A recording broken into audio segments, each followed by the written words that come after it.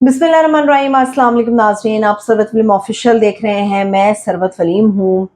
एक तरफ तोशाखाना केस के हवाले से बहुत ज़्यादा अहम अपडेट्स हैं। 342 का जो बयान है वो तहरीक इंसाफ के चेयरमैन इमरान खान साहब ने कलमबंद करा दिया। उसकी बड़ी अहम डिटेल है कि आज कोर्ट रूम के अंदर क्या कुछ होता रहा, वो आपसे शेयर करूंगी। और उससे भी ज़्यादा खतरनाक ये एक चीज़ है कि पेट्रोल 20 रुपये महंगा हो गया है। हुकूमती ऐवान या हुकूमत के लोग समझते हैं कि 20 रुपये कोई एक बहुत बड़ी चीज़ नहीं है, माइनर सी चीज़ है। मगर ये 20 रुपए आपके और हमारे घर के बजट को, हमारी जिंदगी को कितना ज्यादा मुतासिर करेंगे या कर रहे हैं, ये मैं आप लोगों के साथ शेयर करूंगी।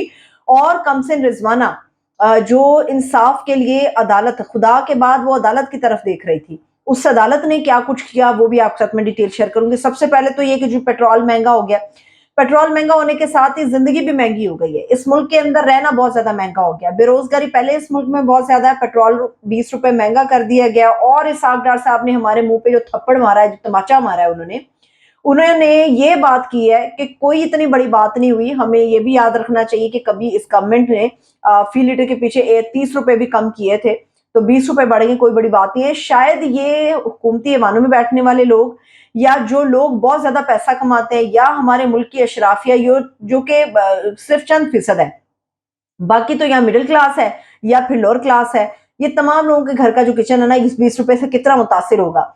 इस 20 रुपए के हिसाब से आप लोगों के सामने एक मिसाल रख देती हूँ। 20 रुपए में आप इस तरह से देख लें कि पेट्रोल महंगा होगा, सब्जी हमारी ऑलरेडी महंगी हो गई है। घर के किचन के अंदर जो ग्रोसरी हम लेकर आते थे, जो सामान हम लेकर आते थे घर के किचन के लिए, वो उसमें से आधा कट तो हम पहले लगा चुके हैं। अगर सिर्फ एक आदमी मोटरसाइकिल वाला भी है और वो अपनी मुलाजमत के लिए या अपने रोजगार की जगह पर जाने के लिए मोटरसाइकिल का सिर्फ इस्तेमाल करता है, घर के 4 लोगों की मिसाल आपको दे देती हूँ। 4 लोग अगर किसी कुंबे का हिस्सा है जिसमें 2 मियाँ बीवी आपस में और उनके 2 बच्चे ले लें, तो मैं आपके सामने एक पूरा बजट रख देती हूँ। इस पूरे 4 अफराद पर मुश्तमिल इस कुंबे को ये 20 रुपए किस तरह से मुतासिर करेंगे? वो इस तरह से मुतासिर करेंगे कि एक आदमी जो मोटरसाइकिल पर अपनी रोजगार की जगह पर जाता है, ये 20 रुपए फी लीटर पर बढ़ने के बाद अगर उसका महीने का पेट्रोल 6,000 या 7,000 का खर्च हो रहा था, वो 10 से 11,000 को पहुंच जाएगा। एक बच्चा जो अपने स्कूल की फीस जितनी दे रहा था मगर पिक एंड ड्रॉप ले रहा था, या तो उसके पिक एंड ड्रॉप को कट लगेगा, या उसके स्कूल की फीस को कट लगेगा, या उसकी ट्यूशन को कट लगा दिया जाएगा। और घर के अंदर जो किचन का सामान है वो ऑलरेडी कट लगा हुआ होता है। ऊपर हुकूमत जो है वो जाते जाते ये सारे काम कर रही है। मगर सवाल ये भी पैदा होता है कि जाती हुई हुकूमत जिसने वोट लेने के लिए अवाम के दरवाजे पर जाना है, कि क्या जाते हुए वो अपने पैर पे कुल्हाड़ा मार सकती है? ये चीजें जो है ना बड़े सवाल के निशान खड़े कर रही हैं। इसके अलावा अब आप हिसाब लगा लें, जिन लोगों को 50,000 महीने की तनख्वाह मिल रही थी, ये 20 रुपए का जो इजाफा हुआ है, पहले 50,000 लेने वाला इस महंगाई में तकरीबन 35,000 पे आन पहुंचा था। बिजली हमारे मुल्क में इन लोगों ने महंगी कर दी है। आईएमएफ के नाम पे फंदा तो हमारे गले में डाला गया है। नई नई फॉर्च्यूनर गाड़ियां जो है पंजाब गवर्नमेंट डिप्टी कमिश्नर्स को देती फिर रही है। साल 2023 मॉडल की नई गाड़ियां फॉर्च्यूनर, फॉर्च्यूनर कोई आम गाड़ी नहीं है, बड़ी लग्जरी किस्म की कार है और बड़ी महंगी कार है। ये दे दी गई है डिप्टी कमिश्नर्स को। क्या पंजाब गवर्नमेंट से पूछना चाहिए कि आप तो चंद महीनों के लिए यहाँ पे केयरटेकर सेटअप के लिए आए थे, ये आप लोगों ने कौन सी दुकानदारी अपनी चमकाई हुई है? बेसिकली ये वोट बैंक पक्का कर रहे हैं और डिप्टी कमिश्नर्स के जरिए पूरा जाल बिछाया जा रहा है कि किस तरह से हम लोगों ने काम करना है।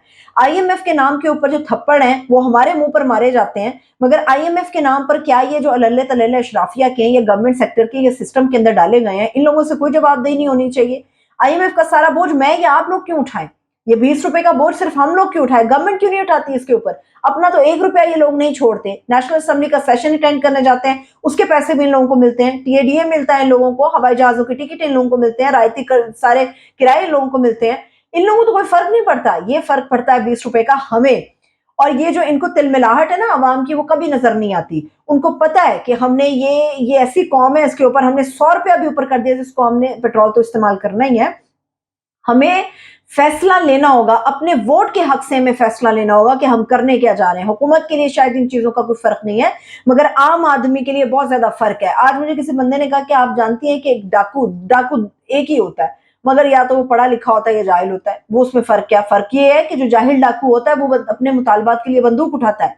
जो पढ़े लिखे लोग हैं, जो डाकू हैं इस सिस्टम के, वो सीएसएस करके आए हुए हैं, जो बड़ी डिग्रियां लेकर आए हुए हैं, वो इस सिस्टम के अंदर शामिल हो जाते हैं और डाके डालते हैं आपके और हमारी जेबों के ऊपर। वो इस सिस्टम के ऊपर डाका डाल रहे होते हैं। تو اس چیزوں کے اوپر ہمیں سوچنا چاہیے, اس کو چھوڑنا نہیں چاہیے, اس کے اوپر ہمیں بات کرنی چاہیے, اپنے اکاؤنٹس کے ذریعے بات کرنی چاہیے اور پبلک میں جا کے اپنی آواز کو اٹھانا چاہیے.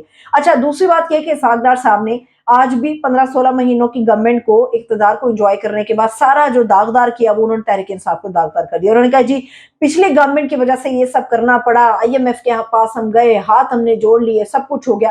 بھائی سارا بوجھ آئی ایم ایف کا ہم اٹھا رہے, عوام اٹھا رہی ہے, آپ کیا اٹھا رہے, آپ کون سا بوجھ اٹھا رہے, کیا کوئی ان سے نہیں پوچھے گا؟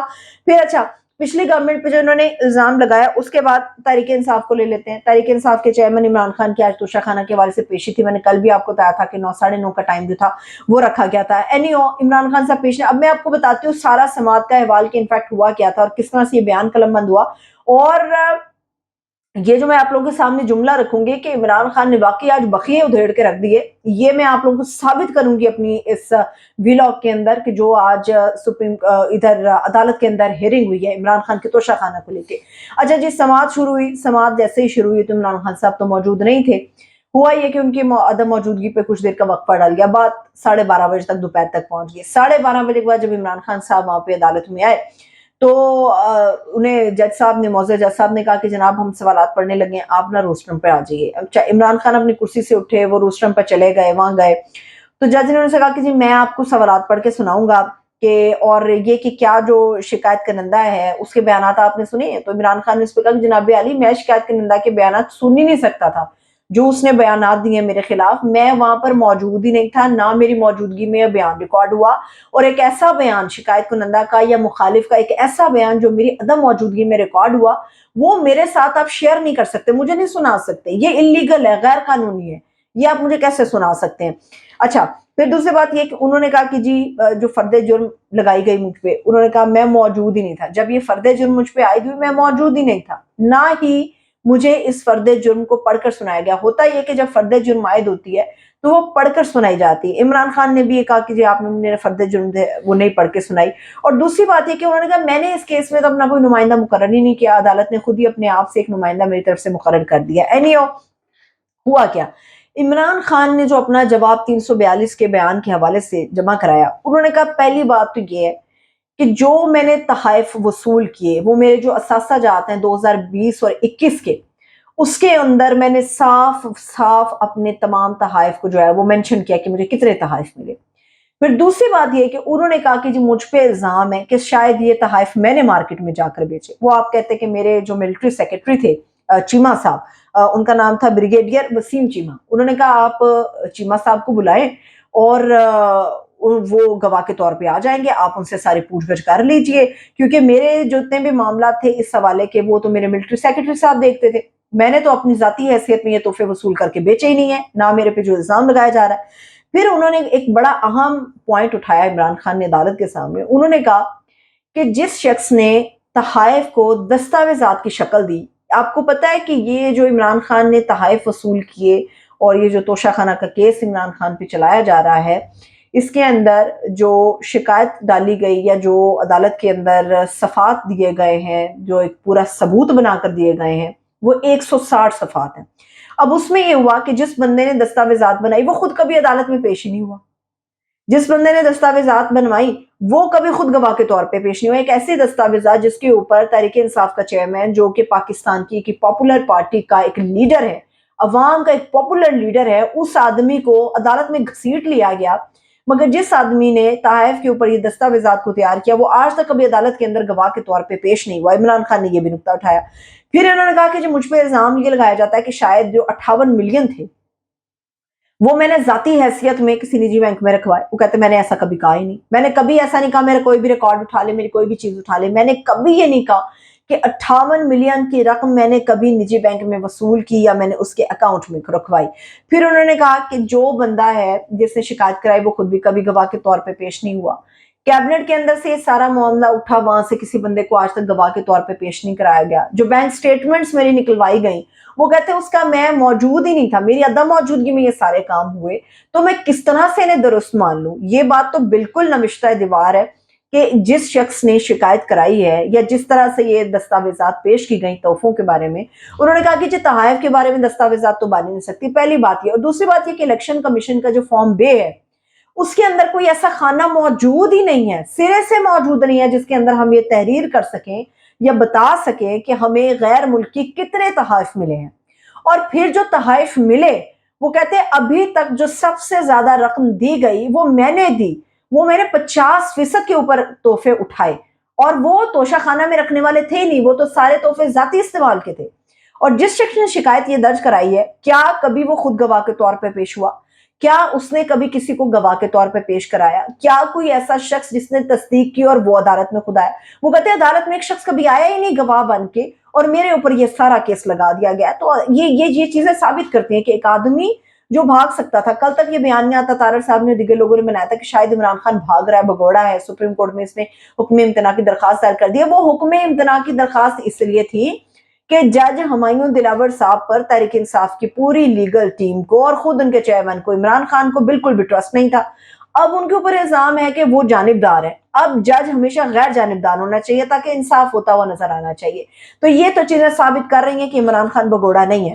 اب بات آ جاتی ہے جب انصاف کی، انصاف کے لیے خدا کے بعد دوسرا راستہ ہوتی ہے عدالت، اور ہر وہ شخص جو کہ مجبور ہے، لاچار ہے، بے بس ہے، بے کس ہے، خدا کے بعد وہ دروازہ کھٹکھٹاتا ہے عدالت کا کہ جناب عالی آپ منصف ہیں، میرے لیے انصاف کریں۔ جب انصاف کی جگہ پر انصاف کا قتل ہو جائے تو کیسے انصاف ملے؟ رضوانہ کا کیس، کم سن بچی رضوانہ، چمچوں سے اسے مارا گیا، ڈنڈوں سے اسے مارا گیا، سر پہ اتنی ضربیں لگائی گئی کہ سر کے اندر کیڑے تک پیدا ہو گئے ان زخموں کے اندر، مگر اس کو طبی علاج نہیں دیا گیا۔ دونوں ٹانگیں اس کے توڑ دی، ہاتھ اس کا توڑ دیا، دانت اس کا توڑ دیا، جسم کے 15 حصوں پہ اس کے تکلیف ہے، 15 حصوں پہ زخموں کے نشان ہے، اس بچی کے نازک حصوں کو بھی نہ چھوڑا گیا، ان کو بھی مارا گیا۔ اب آپ مجھے بتائیے ایسے میں کیسے کسی کا ضمیر مر سکتا ہے؟ جج صاحب نے کہہ دیا کہ جو ان کی اہلیہ جو ہیں وہ ذہنی طور پہ کچھ ٹھیک نہیں ہے، ان کا ذہنی توازن کچھ ٹھیک نہیں ہے۔ اگر ذہنی توازن ٹھیک نہیں ہے تو یہ تشدد اپنی اولاد پہ کیوں نہیں ہوتا، کسی دوسرے کی اولاد پہ کیوں ہو جاتا ہے؟ رضوانہ اور پوری قوم انصاف کے لیے عدالت کا دیکھ رہی تھی دروازہ۔ عدالت نے کیا کیا؟ ملزمہ کی عبوری ضمانت دے دی۔ عبوری ضمانت اس بنیاد پہ دے دی کہ جو ایف آئی آر کے اندر چیزیں لکھی گئی ہیں یہ ثابت نہیں کرتے کہ ان اہلیہ نے یہی کیا، اس موصوفہ نے یہی کیا، جو سول جج کی اہلیہ تھی سومیہ، انہوں نے یہ نہیں کیا۔